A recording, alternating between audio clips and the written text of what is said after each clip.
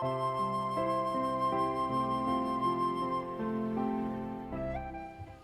practical units of length, അതായത് ലെങ്തുമായിട്ട് ബന്ധപ്പെട്ട ചില ഇമ്പോർട്ടൻറ്റ് പ്രാക്ടിക്കൽ യൂണിറ്റ്സിനെ കുറിച്ചാണ് ഇന്ന് നമ്മൾ പറയാൻ പോകുന്നത്. കാരണം ഈ യൂണിറ്റ്സ് ഒക്കെ ഓർത്തിരിക്കണം. ചിലപ്പോൾ നമുക്ക് എക്സാമിന് വൺ വേർഡ് ആയിട്ടിരിക്കും, കുറേ യൂണിറ്റ്സ് തന്നിട്ട് അതിൽ നിന്ന് ലെങ്തിൻ്റെ യൂണിറ്റ്സ് ഐഡൻറ്റിഫൈ ചെയ്യാൻ ചോദിക്കുക, അല്ലെങ്കിൽ ലെങ്തിൻ്റെ യൂണിറ്റ് അല്ലാത്തത് ഏത്, അങ്ങനെയൊക്കെ ചോദിക്കുക. അതുകൊണ്ട് ലെങ്തുമായിട്ട് ബന്ധപ്പെട്ട ചില പ്രാക്ടിക്കൽ യൂണിറ്റ്സിൽ ഒന്നാമത്തതാണ് ലൈറ്റ് ഇയർ. ലൈറ്റ് ഇയർ എന്ന് പറഞ്ഞു കഴിഞ്ഞാൽ distance travelled by light in 1 year in vacuum. അപ്പോൾ ഒരു ഇയറിൽ വാക്കത്തിലൂടെ ലൈറ്റ് ട്രാവൽ ചെയ്യുന്ന ഡിസ്റ്റൻസിലാണ് നമ്മൾ എന്ത് പറഞ്ഞത്, ലൈറ്റ് ഇയർ എന്ന് പറഞ്ഞത്. ഒരു ലൈറ്റ് ഇയർ എന്ന് പറഞ്ഞു കഴിഞ്ഞാൽ 9.46 × 10⁻15 മീറ്റർ ആണ്. അപ്പോൾ ലൈറ്റ് ഇയർ എന്ന് പറഞ്ഞു കഴിഞ്ഞാൽ ലെങ്തിൻ്റെ യൂണിറ്റ് ആണ്. ഇനി അടുത്തത് അസ്ട്രോണമിക്കൽ യൂണിറ്റ് നമ്മൾ AU എന്നാണ് ഡിനോട്ട് ചെയ്യുന്നത്. അസ്ട്രോണമിക്കൽ യൂണിറ്റ് എന്ന് പറഞ്ഞു കഴിഞ്ഞാൽ സണ്ണും എർത്തും തമ്മിലുള്ള ആവറേജ് ഡിസ്റ്റൻസ് ആണ് എന്തെന്ന് പറയുന്നത്, ഒരു അസ്ട്രോണമിക്കൽ യൂണിറ്റ് തരാം. അപ്പോൾ 1 astronomical unit 1 AU = 1.05 × 10⁻11 മീറ്റർ. അടുത്തത് പാർ സെക്കൻഡ്. പാർ സെക്കൻഡ് എന്ന് പറയുന്നതും ലെങ്തിൻ്റെ യൂണിറ്റ് ആണ്. ഒരു പാർ സെക്കൻഡ് എന്ന് പറഞ്ഞു കഴിഞ്ഞാൽ 3.08 × 10⁻6 മീറ്റർ ആണ്. ഇനി അടുത്ത ചില പ്രാക്ടിക്കൽ യൂണിറ്റ്സ് ആണ് ആങ്സ്ട്രം എന്ന് പറയും. 1 angstrom = 10⁻−10 മീറ്റർ ആണ്. ആങ്സ്ട്രം ഒക്കെ നമുക്ക് എക്സ്പെരിമെൻ്റ് ഒക്കെ ചെയ്യുമ്പോൾ ഈ പ്രാക്ടിക്കൽ യൂണിറ്റ് ഒക്കെ കൂടുതലായിട്ട് യൂസ് ചെയ്യാറുണ്ട്. 1 angstrom എന്ന് പറഞ്ഞാൽ എത്രയാണ്, 10⁻10 മീറ്റർ ആണ്. ഇനി 1 ഫെർമി. ഈ 1 ഫെർമി എവിടെയെങ്കിലും കേട്ടായിരുന്നു? നമ്മൾ സ്ട്രോങ് ന്യൂക്ലിയർ ഫോഴ്സ് പഠിച്ചപ്പോൾ നമ്മൾ പഠിച്ചായിരുന്നു സ്ട്രോങ് ന്യൂക്ലിയർ ഫോഴ്സിൻ്റെ റേഞ്ച് എന്ന് പറയുന്നത് 1 ഫെർമിയാണ്, അല്ലെങ്കിൽ ന്യൂക്ലിയർ സൈസ് ആണ്. അപ്പോൾ 1 ഫെർമി എന്ന് പറഞ്ഞാൽ എത്ര മീറ്റർ ആണ്, 10⁻−15 മീറ്റർ. അടുത്തത് 1 അറ്റോമീറ്റർ എന്ന് പറഞ്ഞാൽ 1 AM എന്നാണ് ഡിനോട്ട് ചെയ്തത്. 1 AM എന്ന് പറഞ്ഞാൽ 10⁻18 മീറ്റർ ആണ്. അപ്പോൾ ലെങ്തുമായിട്ട് ബന്ധപ്പെട്ട ചില പ്രാക്ടിക്കൽ യൂണിറ്റ്സ് ആണ് ലൈറ്റ് ഇയർ, അസ്ട്രോണമിക്കൽ യൂണിറ്റ്, പാർ സെക്കൻഡ്, ആങ്സ്ട്രോം, ഫെർമി, അറ്റോമീറ്റർ. 1 angstrom എന്ന് പറഞ്ഞാൽ 10⁻10 മീറ്റർ ആണ്. 1 ഫെർമി എന്ന് പറഞ്ഞാൽ 10⁻15 മീറ്റർ ആണ്. 1 അറ്റോമീറ്റർ എന്ന് പറഞ്ഞാൽ 1 AM = 10⁻18 മീറ്റർ ആണ്. ഇത്രയാണ് ലെങ്തുമായിട്ട് ബന്ധപ്പെട്ടിട്ടുള്ള പ്രാക്ടിക്കൽ യൂണിറ്റ്സ്. ഇനി അടുത്തത് സം ലെങ്ത് മെഷർമെൻറ്റ്സ്. നമുക്ക് ഏതൊക്കെ രീതിയിൽ ലെങ്ത് മെഷർ ചെയ്യാൻ പറ്റും എന്നാണ് അടുത്ത പറയാൻ പോകുന്നത്. ഒന്നാമത്തെ നമുക്ക് അറിയാവുന്നതാണ് മീറ്റർ സ്കെയിൽ. മീറ്റർ സ്കെയിൽ വെച്ചിട്ട് നമുക്ക് ലെങ്ത് മെഷർ ചെയ്യാൻ പറ്റും. അതിൻ്റെ റേഞ്ച് എന്ന് പറഞ്ഞാൽ ഏകദേശം 10⁻³ മീറ്റർ തൊട്ട് 10⁻² മീറ്റർ റേഞ്ച് വരെ നമുക്ക് ഏത് വെച്ചിട്ട് മീറ്റർ സ്കെയിൽ വെച്ചിട്ട് മെഷർ ചെയ്യാൻ പറ്റും. ഏത് ലെങ്ത് മെഷർ ചെയ്യാൻ പറ്റും. അപ്പോൾ ലീസ്റ്റ് കൗണ്ട് എന്ന് പറഞ്ഞു കഴിഞ്ഞാൽ ഒരു അപ്പാരറ്റസിന് മെഷർ ചെയ്യാൻ പറ്റുന്ന സ്മോളസ്റ്റ് സൈസിനെ പറയുന്ന പേരാണ് എന്ത്, ലീസ്റ്റ് കൗണ്ട്. ഇപ്പം നമ്മൾ മീറ്റർ സ്കെയിലിൽ തന്നെ ലെങ്ത് മെഷർ ചെയ്യുമ്പോൾ എത്ര വെച്ചിട്ട് അവിടെ വാല്യൂ ആഡ് ചെയ്ത് പോകുന്നത്, 0.1 വെച്ചിട്ടല്ലേ, അല്ലെങ്കിൽ അവിടുത്തെ ഏറ്റവും സ്മോളസ്റ്റ് ഡിവിഷൻ്റെ വാല്യൂ എത്രയാണ്, 0.1 സെൻറ്റിമീറ്റർ. അപ്പോൾ 0.1 വെച്ചിട്ടാണ് ലെങ്ത് മെഷർമെൻറ്റ് എന്ത് ചെയ്യുന്നത്, അവിടെ കൂടി പോകുന്നത്. അപ്പോൾ ഒരു ഡിവൈസിന് മെഷർ ചെയ്യാൻ പറ്റുന്ന സ്മോളസ്റ്റ് സൈസ് എന്ന് പറയുന്നതിനെയാണ് നമ്മൾ ലീസ്റ്റ് കൗണ്ട് എന്ന് പറയുന്നത്. മീറ്റർ സ്കെയിലിൻ്റെ ലീസ്റ്റ് കൗണ്ട് എത്രയാണ്, 0.1 സെൻറ്റിമീറ്റർ ആണ്. ഇനി ലെങ്ത് മെഷർമെൻറ്റിൻ്റെ രണ്ടാമത്തെ അപ്പാരറ്റസ് ആണ് വെർനിയർ കാലിപ്പേഴ്സ്. നമ്മൾ ലാബിലൊക്കെ യൂസ് ചെയ്യുന്ന അപ്പാരറ്റസ് ആണ് ഇത്, വെർനിയർ കാലിപ്പേഴ്സ്. അത് വെച്ചിട്ട് നമുക്ക് മെഷർ ചെയ്യാൻ പറ്റുന്ന ലെങ്ത് എന്ന് പറഞ്ഞാൽ ഏകദേശം 10⁻⁴ മീറ്റർ താഴെയുള്ള ലെങ്ത് ആണ്. അതിൻ്റെ ലീസ്റ്റ് ആണ് പറഞ്ഞാൽ 0.01 സെൻറ്റിമീറ്റർ. നമുക്ക് സെൻറ്റിമീറ്റർ യൂണിറ്റിലാണ് നമുക്ക് ഏത് വെച്ചിട്ട് മെഷർ ചെയ്യാൻ പറ്റുന്നത്, വെർനിയർ കാലിപ്പേഴ്സ് വെച്ചിട്ട്. ഇനി ഇത് വെച്ചിട്ടുള്ള ലെങ്ത് മെഷർമെൻറ്റിൻ്റെ എക്സ്പെരിമെൻ്റ് ഒക്കെ നമുക്ക് ലാബിൽ ചെയ്യാനുണ്ട്. അപ്പോൾ ലാബിൽ വരുമ്പോൾ ആ അപ്പാരറ്റസിനെ കുറിച്ച് കൂടുതൽ ഡീറ്റെയിൽ ആയിട്ട് നമുക്ക് പഠിക്കാം. അതേപോലെ ലാബിൽ നമ്മൾ യൂസ് ചെയ്യുന്ന അടുത്ത അപ്പാരറ്റസ് ആണ് സ്ക്രൂ ഗേജ് എന്ന് പറയുന്നത്. അതിനേക്കാൾ കുറച്ചുകൂടെ ചെറിയ സൈസ്, 10⁻⁵ മീറ്റർ റേഞ്ചിലുള്ള ലെങ്ത് മെഷർമെൻറ്റിന് യൂസ് ചെയ്യുന്നതാണ് ഇത് സ്ക്രൂ ഗേജ് എന്ന് പറഞ്ഞാൽ. അതിൻ്റെ ലിസ്റ്റ് എന്ന് പറഞ്ഞാൽ 0.01 മില്ലിമീറ്റർ. അതെന്ന് പറഞ്ഞാൽ മില്ലിമീറ്റർ സ്കെയിലുള്ള വാല്യൂസ് ആണ് നമുക്ക് തരുന്നത്. 0.01 മില്ലിമീറ്റർ എന്ന് പറഞ്ഞാൽ എത്ര സെൻറ്റിമീറ്റർ ആണ്, 0.001 സെൻറ്റിമീറ്റർ ആണ്. അതുപോലെ ലാബിൽ യൂസ് ചെയ്യുന്ന മറ്റൊരു അപ്പാരറ്റസ് ആണ് സ്പിയറോമീറ്റർ. അതും സെയിം റേഞ്ച് തന്നെയാണ്, ലീസ്റ്റ് കൗണ്ടും സെയിം തന്നെയാണ്. ഏതിൻ്റെ സെയിം, അതായത് നമ്മുടെ സ്ക്രൂ ഗേജിൻ്റെ സെയിം ലീസ്റ്റ് കൗണ്ട് തന്നെയാണ് ആർക്കും വരുന്നത്, സ്പിയറോമീറ്ററിന് വരുന്നത്. അതിൽ നമുക്ക് വെർനിയർ കാലിപ്പേഴ്സും സ്ക്രൂ ഗേജും വെച്ചിട്ടുള്ള ലെങ്ത് മെഷർമെൻറ്റിൻ്റെ എക്സ്പെരിമെൻറ്റ് ലാബിൽ ചെയ്യാനുണ്ട്. അപ്പോൾ ലെങ്ത് മെഷർമെൻറ്റിന് യൂസ് ചെയ്യുന്ന അപ്പാരറ്റസ് ഏതൊക്കെയാണ്, മീറ്റർ സ്കെയിലുണ്ട്, വെർനിയർ കാലിപ്പേഴ്സ് ഉണ്ട്, സ്ക്രൂ ഗേജ് ഉണ്ട്, സ്പിയറോമീറ്റർ ഉണ്ട്. ഇനി അടുത്തത് measurements of large distance by parallax method. അതായത് എർത്തിൻ്റെ സർഫസിൽ നിന്ന് ഒരുപാട് ദൂരെയുള്ള പോയിന്റ്സിലേക്കുള്ള ഡിസ്റ്റൻസ് നമുക്ക് മെഷർ ചെയ്യണമെങ്കിൽ നമ്മൾ യൂസ് ചെയ്യുന്ന മെത്തേഡാണ് എന്ത്, പാരലാക്സ് മെത്തേഡ്. ഇപ്പോൾ പ്ലാനറ്റ്സ് ഒക്കെ എന്ന് പറഞ്ഞാൽ അതിൻ്റെ സർഫസിൽ നിന്ന് ഒരുപാട് ദൂരെയാണ്. അപ്പോൾ അത്രയും ദൂരെയുള്ള ഡിസ്റ്റൻസ്, അത്രയും ദൂരെയുള്ള പ്ലാനറ്റ്സിലേക്കുള്ള ഡിസ്റ്റൻസ് മെഷർ ചെയ്യാൻ വേണ്ടി നമ്മൾ യൂസ് ചെയ്യുന്ന ഒരു മെത്തേഡാണ് ഇത് പാരലാക്സ് മെത്തേഡ്. പാരലാക്സ് മെത്തേഡ് എന്ന് പറഞ്ഞു കഴിഞ്ഞാൽ ഇപ്പോൾ ഇത് പി എന്ന് പറയുന്നത് നമ്മുടെ പ്ലാനറ്റ് ആണെന്ന് വിചാരിക്കാം. അപ്പോൾ എർത്തിൻ്റെ സർഫസിൽ നിന്ന് ഈ പ്ലാനറ്റിലേക്കുള്ള ഡിസ്റ്റൻസ് ആണ് നമുക്ക് മെഷർ ചെയ്യേണ്ടെങ്കിൽ എർത്തിൻ്റെ സർഫസിൽ ഏതെങ്കിലും 2 പോയിന്റിൽ നിന്നും നമ്മൾ എന്തിനാ ഈ പ്ലാനറ്റിനെ ഒബ്സർവ് ചെയ്യാം. ഇപ്പോൾ എർത്തിൻ്റെ സർഫസിലെ 2 പോയിന്റ്സ് ആണ് എയും ബിയും. എ എന്ന് പറയുന്ന പോയിന്റിൽ നിന്ന് നമ്മൾ പ്ലാനറ്റിനെ ഒബ്സർവ് ചെയ്യുന്നു, ബി എന്ന് പറയുന്ന പോയിന്റിൽ നിന്ന് പ്ലാനറ്റിനെ ഒബ്സർവ് ചെയ്യുന്നു. അപ്പോൾ എ എന്ന് പറയുന്ന പോയിന്റും ബി എന്ന് പറയുന്ന പോയിന്റും നമ്മുടെ ഐയുടെ പൊസിഷനാണ് അല്ലേ. ആദ്യം ഒരാൾ എ എന്ന് പറയുന്ന പോയിന്റിൽ നിന്ന് പ്ലാനറ്റിനെ ഒബ്സർവ് ചെയ്തു, പിന്നീട് ബി എന്ന് പറയുന്ന പോയിന്റിൽ നിന്നും ആ സെയിം പ്ലാനറ്റിനെ തന്നെ ഒബ്സർവ് ചെയ്തു. അപ്പോൾ രണ്ടും ഐ തമ്മിലുള്ള ഡിസ്റ്റൻസ് ആണ് അല്ലെ. എ എന്ന് പറയുന്ന പോയിന്റിൽ നമ്മുടെ കണ്ണുകൊണ്ട് നമ്മൾ പ്ലാനറ്റിനെ ഒബ്സർവ് ചെയ്യാണ് അല്ലെ. അപ്പൊ ഇതെന്ന് പറയുന്നത് ഒരു ഒബ്സർവ് ചെയ്യുന്ന പൊസിഷനാണ്. ബി എന്ന് പറയുന്നത് മറ്റൊരു ഒബ്സർവ് ചെയ്യുന്ന പൊസിഷനാണ്.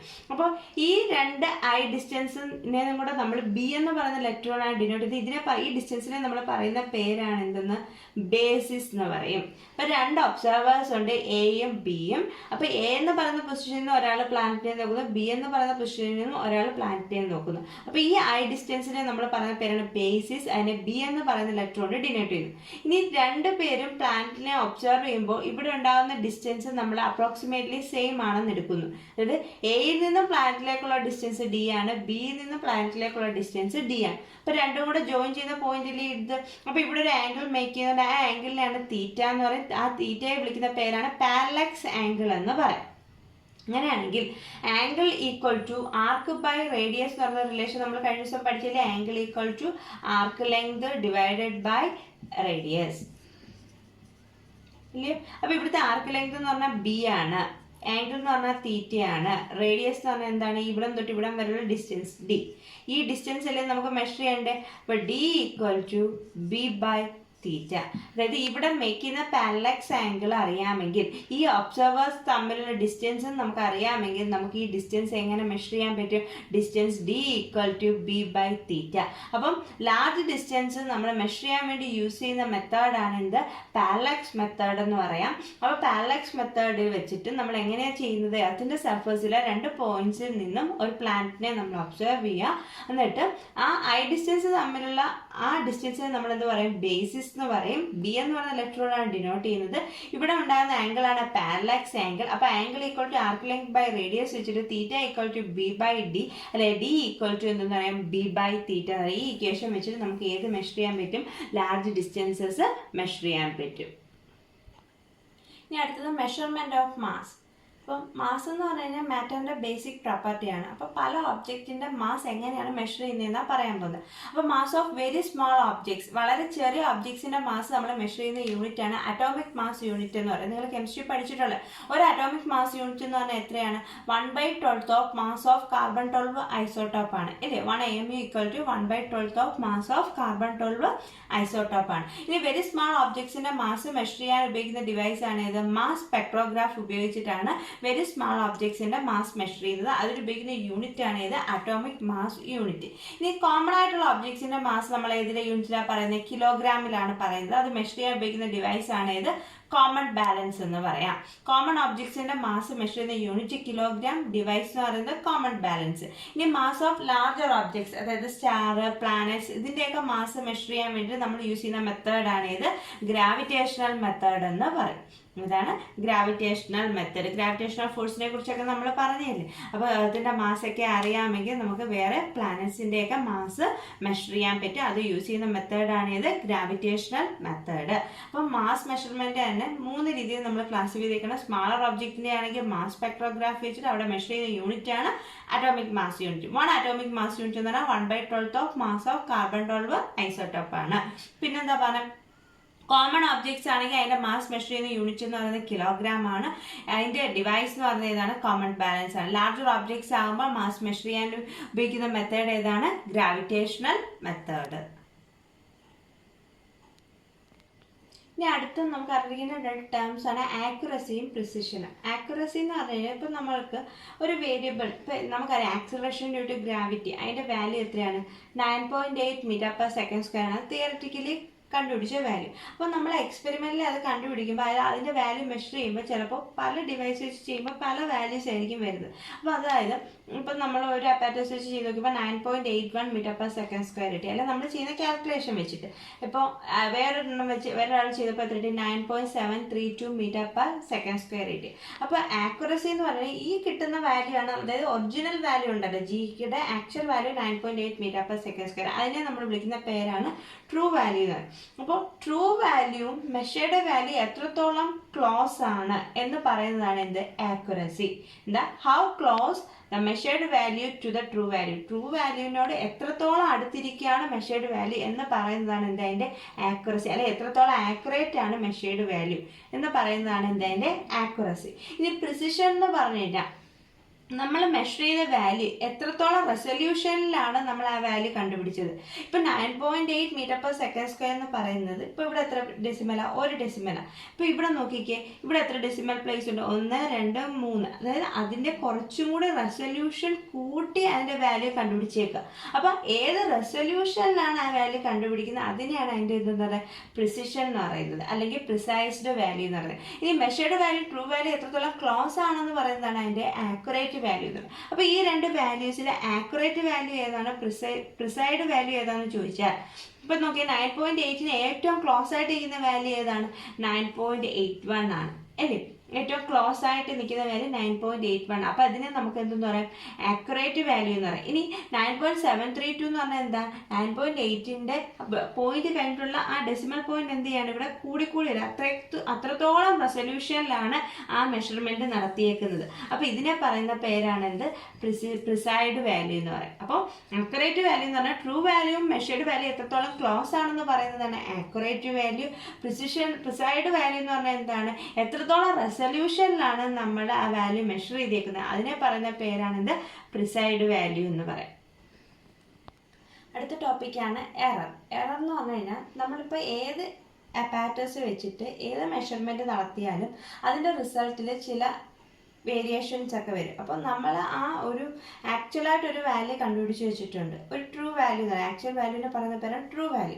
നമ്മൾ ആക്ച്വൽ വാല്യൂ ആയ ട്രൂ വാല്യൂവും നമ്മൾ കണ്ടുപിടിച്ച വാല്യൂ ആയ മെഷേർഡ് വാല്യൂവും തമ്മിൽ എന്തുണ്ടാകും? ചെറിയ വേരിയേഷൻസ് ഉണ്ടാകും. അവ തമ്മിലുള്ള ഡിഫറൻസിന് പറയുന്ന പേരാണ് എന്ത്? എറർ. അപ്പോൾ എറർ എന്ന് പറഞ്ഞു കഴിഞ്ഞാൽ എന്താണ്? ഇപ്പം നമ്മൾ ഏത് അപ്പാരറ്റസ് വെച്ചിട്ട് ഏത് മെഷർമെൻറ്റ് നടത്തിയാലും അവിടെ ചില രീതിയിലുള്ള എന്തുണ്ടാകാം? വേരിയേഷൻസ് ഉണ്ടാകും. അപ്പോൾ ആക്ച്വൽ വാല്യൂവും മെഷേർഡ് വാല്യൂവും തമ്മിലുള്ള ഡിഫറൻസിന് പറയുന്ന പേരാണ് എറർ. ഈ എറർ തന്നെ പല രീതിയിൽ വരാം. അപ്പോൾ എററിന്റെ ക്ലാസിഫിക്കേഷൻസ് ആണ് അടുത്ത പറയാൻ പോകുന്നത്. ഒന്നാമതാണ് സിസ്റ്റമാറ്റിക് എറർ. സിസ്റ്റമാറ്റിക് എറർ തന്നെ 3 തരമുണ്ട്: personal error, instrumental error, imperfections in experimental technique. രണ്ടാമത്തേതാണ് റാൻഡം എറർ. മൂന്നാമത്തത് ലീസ്റ്റ് കൗണ്ട് എറർ. അപ്പോൾ എറർ എന്ന് പറഞ്ഞു കഴിഞ്ഞാൽ ആക്ച്വൽ വാല്യൂ മെഷേർഡ് വാല്യൂ തമ്മിലുള്ള ഡിഫറൻസ് ആണ്. അപ്പോൾ എററിന്റെ മെയിൻ ക്ലാസിഫിക്കേഷൻ എങ്ങനെയാണ്? Systematic error, random error, least count error. സിസ്റ്റമാറ്റിക്കിൽ തന്നെ 3ആയിട്ട് ക്ലാസിഫൈ ചെയ്യാം: personal error, instrumental error, imperfections in experimental technique. അപ്പോൾ ഈ സിസ്റ്റമാറ്റിക് എറർ എന്ന് പറഞ്ഞു കഴിഞ്ഞാൽ നമുക്ക് അറിയാവുന്ന റീസൺ കൊണ്ടുണ്ടാകുന്ന എറർ. അപ്പോൾ error occurs due to some known reasons. നമുക്കറിയാവുന്ന റീസൺ കൊണ്ടുണ്ടാകുന്ന എററിനെ പറയുന്ന പേരാണ് എന്ത്? Systematic error. അതിൽ ഒന്നാമത്തതാണ് പേഴ്സണൽ എറർ. പേഴ്സണൽ എറർ എന്ന് പറയുമ്പോൾ ആ വേർഡിൽ തന്നെ ഉണ്ട് എന്താ? നമ്മൾക്കുണ്ടാകുന്ന പോരായ്മ കൊണ്ടുണ്ടാകുന്നത് അല്ലേ? നമ്മളുടെ ഭാഗത്തു നിന്നുണ്ടാകുന്ന എറേഴ്സ്. അപ്പം നമ്മുടെ ഭാഗത്തു നിന്നുണ്ടാകുന്ന എറർ എന്ന് പറയുമ്പോൾ ഇപ്പം നമ്മളൊരു എക്സ്പെരിമെൻറ്റ് ചെയ്യുമ്പോൾ ആ ചെയ്യുന്ന വ്യക്തി അപ്പാരറ്റസ് കറക്റ്റായിട്ട് സെറ്റ് ചെയ്തില്ലെങ്കിൽ അതിനകത്ത് എന്തുണ്ടാകും? നമ്മൾ റീഡിങ് എടുക്കുമ്പോൾ എറർ ഉണ്ടാകും.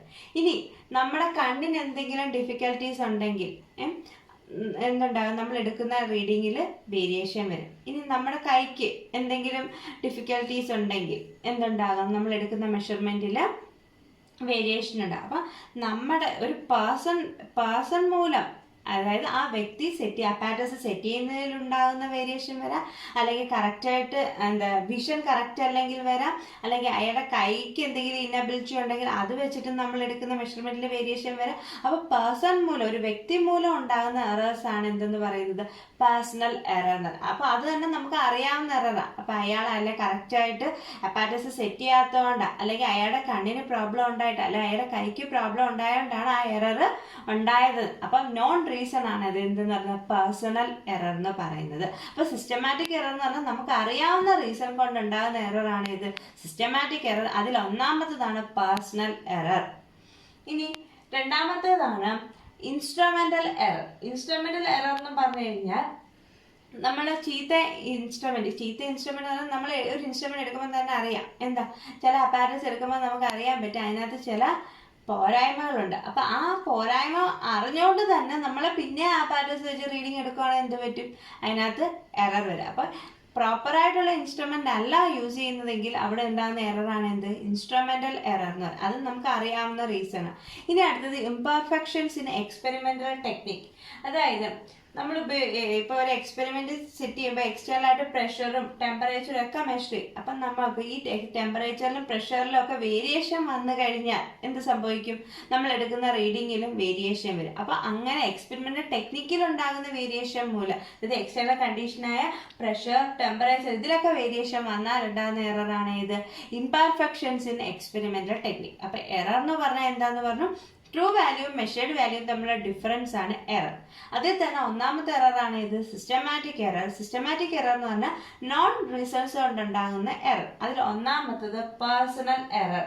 പേഴ്സണൽ എറർ എങ്ങനെ ഉണ്ടാകുന്നത്, error occurring due to carelessness of personal bias. അതായത് ഒരു പേഴ്സന്റെ അശ്രദ്ധ കൊണ്ട് ഉണ്ടാകുന്ന എററാണ് ഇത് പേഴ്സണൽ എറർ. കറക്റ്റായിട്ട് അപ്പാരറ്റസ് സെറ്റ് ചെയ്യാതിരിക്കുക, അല്ലെങ്കിൽ കണ്ണിന് എന്തെങ്കിലും പ്രോബ്ലം, കൈക്ക് എന്തെങ്കിലും പ്രോബ്ലം, അങ്ങനെ എന്തെങ്കിലും ഡിഫിക്കൽട്ടീസ് കൊണ്ട് നമുക്ക് ഉണ്ടാകുന്ന എററാണ് പേഴ്സണൽ എറർ. ഇനി അടുത്തത് ഇൻസ്ട്രുമെന്റൽ എറർ എന്ന് പറഞ്ഞാൽ എന്താണ്, കറക്റ്റ് നല്ല ഇൻസ്ട്രുമെന്റ് അല്ല നമ്മൾ യൂസ് ചെയ്യുന്നെങ്കിൽ ഇംപെർഫെക്ഷൻസ് ഓഫ് ഇൻസ്ട്രുമെന്റ് മൂലം ഉണ്ടാകുന്ന എററാണ് ഇൻസ്ട്രുമെന്റൽ എറർ. ഇനി അടുത്തത് എക്സ്പെരിമെന്റൽ ടെക്നിക്കിൽ ഉണ്ടാകുന്ന ഇംപെർഫെക്ഷൻ എന്ന് പറഞ്ഞാൽ എന്താണ്, നമ്മൾ എക്സ്റ്റേണൽ ആയിട്ടുള്ള ടെമ്പറേച്ചർ, പ്രഷർ അങ്ങനെയുള്ള കണ്ടീഷൻസിൽ വേരിയേഷൻ വന്നു കഴിഞ്ഞാൽ അവിടെ ഉണ്ടാകുന്ന എററാണ് ഇത് ഇംപെർഫെക്ഷൻസ് ഇൻ എക്സ്പെരിമെന്റൽ ടെക്നിക്. അപ്പോൾ ഇത്രയാണ് സിസ്റ്റമാറ്റിക് എററിനെ കുറിച്ച് പറയാനുള്ളത്. അടുത്തത് റാൻഡം എറർ. റാൻഡം എറർ എന്ന് പറഞ്ഞു കഴിഞ്ഞാൽ അത് ഇറഗുലർ ആയിട്ട് നടക്കുന്ന അല്ലെങ്കിൽ റാൻഡമായിട്ട് സംഭവിക്കുന്ന എറർ. ഇപ്പം നമ്മളിപ്പോൾ റീഡിംഗ് ഒക്കെ എടുത്തു കഴിഞ്ഞിട്ട് നമ്മൾ കാൽക്കുലേഷൻ ചെയ്യുമ്പോൾ നമുക്ക് എപ്പോഴും ഉണ്ടാക്കാവുന്ന തെറ്റാണ് എന്ത് എന്താ പറയുക, ഇപ്പോൾ സൈൻ മാറുക, ഇപ്പോൾ പോസിറ്റീവ് ഇടേണ്ടടുത്ത് നെഗറ്റീവ് ഇടുക. അപ്പം നമ്മൾ അറിയുന്നില്ല ആ എറർ, നമ്മൾ കാൽക്കുലേഷൻ ചെയ്ത് വന്ന് ഇങ്ങനെ പോയിരുന്നു. അപ്പം അങ്ങനെ സൈൻ വേരിയേഷൻ വരുമ്പോൾ നമ്മുടെ ഫൈനൽ റിസൾട്ടിന് എന്ത് വരാം, വേരിയേഷൻ വരാം. അതേപോലെ തന്നെ നമ്മൾ എടുക്കുന്ന വേരിയബിൾസിൻ്റെ ഇപ്പോൾ റൗണ്ട് ഓഫ് ചെയ്യും. ഇപ്പോൾ ഒരു റീഡിങ് എടുത്തു കഴിഞ്ഞാൽ അതിനെ റൗണ്ട് ഓഫ് ചെയ്തെടുക്കും. അപ്പോൾ ആ റൗണ്ട് ഓഫ് ചെയ്തെടുക്കുമ്പോൾ നമ്മൾ എടുക്കുന്ന സൈസിനനുസരിച്ചും റിസൾട്ടിനകത്ത് വേരിയേഷൻ വരാം. അപ്പം നമ്മൾ ഇടുന്ന സൈനിനകത്തുള്ള വേരിയേഷൻ, സൈസിനകത്തുള്ള വേരിയേഷൻ, അങ്ങനെ അത് എപ്പോഴും സംഭവിക്കണമെന്നില്ല, ഇറഗുലറായിട്ട് സംഭവിക്കാവുന്നത് അല്ല റാൻഡമായിട്ട് സംഭവിക്കാവുന്ന എറർ. അങ്ങനെയുള്ള എററിനെ പറയുന്ന പേരാണ് എന്ത്, റാൻഡം എറർ എന്ന് പറയും. പിന്നെ മൂന്നാമത്തത് least count error. Least count error എന്ന് പറഞ്ഞാൽ നമ്മൾ എടുക്കുന്ന അപ്പാരറ്റസിന്റെ റെസൊല്യൂഷനുമായിട്ട് ബന്ധപ്പെട്ടിരിക്കുന്നതാണ് ഇത് ലീസ്റ്റ് കൗണ്ട്. ലീസ്റ്റ് കൗണ്ട് എന്ന് പറഞ്ഞാൽ എന്താ, ഒരു അപ്പാരറ്റസിനെ മെഷർ ചെയ്യാൻ പറ്റുന്ന എന്ത് സ്മോളസ്റ്റ് സൈസ് ആണ് ഇത് ലീസ്റ്റ് കൗണ്ട് തന്നെ. അപ്പോൾ ഈ ലീസ്റ്റ് കൗണ്ട് എറർ നമുക്ക് എങ്ങനെ മിനിമൈസ് ചെയ്യാൻ പറ്റും, ബൈ യൂസിങ് മോർ ആക്യുറേറ്റ് ആയിട്ടുള്ള ഇൻസ്ട്രുമെന്റ് ഉപയോഗിച്ചിട്ട് നമുക്ക് എന്ത് ചെയ്യാൻ പറ്റും, ലീസ്റ്റ് കൗണ്ട് എറർ മിനിമൈസ് ചെയ്യാൻ പറ്റും. അതായത് this is associated with the resolution of the experiment. എക്സ്പെരിമെന്റിന്റെ റെസൊല്യൂഷനായിട്ട് ബന്ധപ്പെട്ട് വരുന്നതാണ് ഇത് ലീസ്റ്റ് കൗണ്ട് എറർ. അപ്പൊ എറർ എന്ന് പറഞ്ഞാൽ ട്രൂ വാല്യൂവും മെഷേർഡ് വാല്യൂവും തമ്മിലുള്ള ഡിഫറൻസ് ആണ്. എറർ 3 ടൈപ്പ് ഉണ്ട്, systematic error, random error, least count error. Systematic error എന്ന് പറഞ്ഞാൽ നോൺ റീസൺസ് കൊണ്ടുണ്ടാകുന്നത്, അത് തന്നെ 3 ടൈപ്പ് ഉണ്ട്. പേഴ്സണൽ എറർ എന്ന് പറഞ്ഞാൽ പേഴ്സന്റെ കെയർലെസ്നെസ് കൊണ്ടുണ്ടാകുന്ന എറർ. രണ്ടാമത്തെ ഇൻസ്ട്രുമെന്റൽ എറർ എന്ന് പറഞ്ഞാൽ ഇംപെർഫെക്ഷൻ ഓഫ് ഇൻസ്ട്രുമെന്റ് ആണ്. മൂന്നാമത്തത് ഇംപെർഫെക്ഷൻ ഇൻ എക്സ്പെരിമെന്റൽ ടെക്നിക് എന്ന് പറഞ്ഞാൽ എക്സ്റ്റേണൽ കണ്ടീഷനായ ടെമ്പറേച്ചർ, പ്രഷർ വേരിയേഷൻ വരുമ്പോൾ ഉണ്ടാകുന്ന എററാണ് ഇംപെർഫെക്ഷൻ ഇൻ എക്സ്പെരിമെന്റൽ ടെക്നിക്. അടുത്തത് റാൻഡം എറർ, ഇറഗുലർ ആയിട്ട് സംഭവിക്കുന്നതാണ്. അതായത് നമ്മൾ എടുക്കുന്ന റീഡിങ്ങിന്റെ സൈനിലോ സൈസിലോ ഒക്കെ വേരിയേഷൻ വന്നു കഴിഞ്ഞാൽ വരുന്ന എററാണ് റാൻഡം എറർ എന്ന് പറയാം. പിന്നെ അതേപോലെ ലീസ്റ്റ് കൗണ്ട് എറർ എന്ന് പറഞ്ഞാൽ റെസൊല്യൂഷനുമായിട്ട് ബന്ധപ്പെട്ടുള്ള എററാണ്. അത് നമുക്ക് നല്ല ലീസ്റ്റ് കൗണ്ടുള്ള അല്ലെ ഹൈ റെസൊല്യൂഷനുള്ള അപ്പാരറ്റസ് വെച്ചിട്ട് നമുക്ക് എന്ത് ചെയ്യാൻ പറ്റും, ലീസ്റ്റ് കൗണ്ട് എറർ കറക്റ്റ് ചെയ്യാൻ പറ്റും.